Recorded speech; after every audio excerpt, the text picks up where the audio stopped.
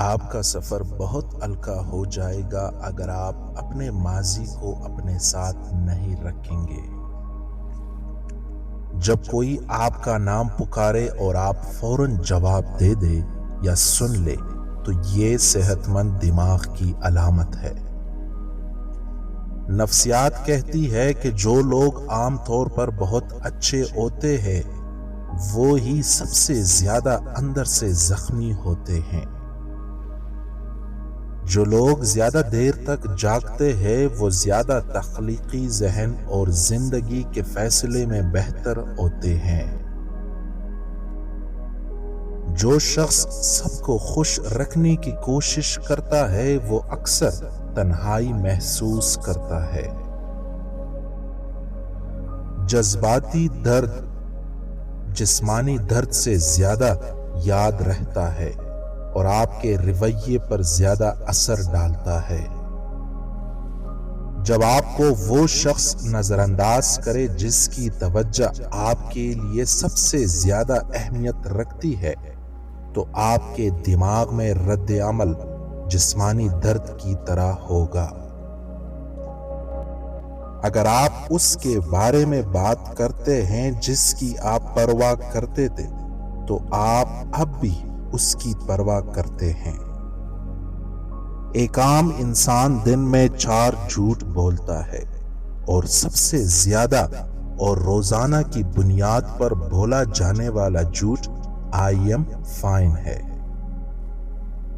خود غرض لوگ یہ دعویٰ کرتے ہیں کہ وہ دوسروں کے لیے بہت کچھ کرتے ہیں۔ اگر آپ کو رونا نہیں آتا تو آپ بہت کمزور ہیں۔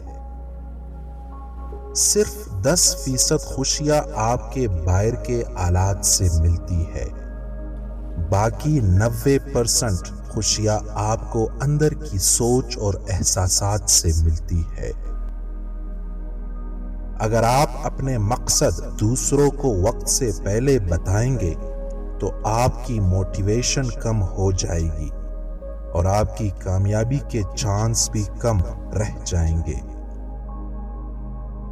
جب آپ کسی کو اپنی کامیابی کے بارے میں بتاتے ہیں تو 70% لوگ ذرا برابر دلچسپی شو نہیں کرتے۔ البتہ اگر آپ اپنی ناکامی یا دکھ کسی سے شیئر کریں تو مکمل کہانی جاننے کے لیے بےقرار ملتے ہیں۔ نفسیات کے مطابق جب آپ فضول باتوں پر ہنستے ہیں تو آپ اندر سے خالی ہے۔ اگر آپ ناک میں انگلی ڈالنے کے عادی ہے تو آپ کسی نفسیاتی الجھن کا شکار ہے۔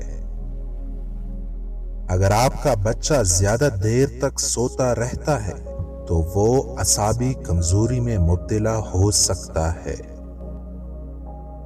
اگر آپ بیٹھے بیٹھے بلا وجہ ہاتھ ہلاتے رہتے ہیں تو آپ ذہنی انتشار کا شکار ہے۔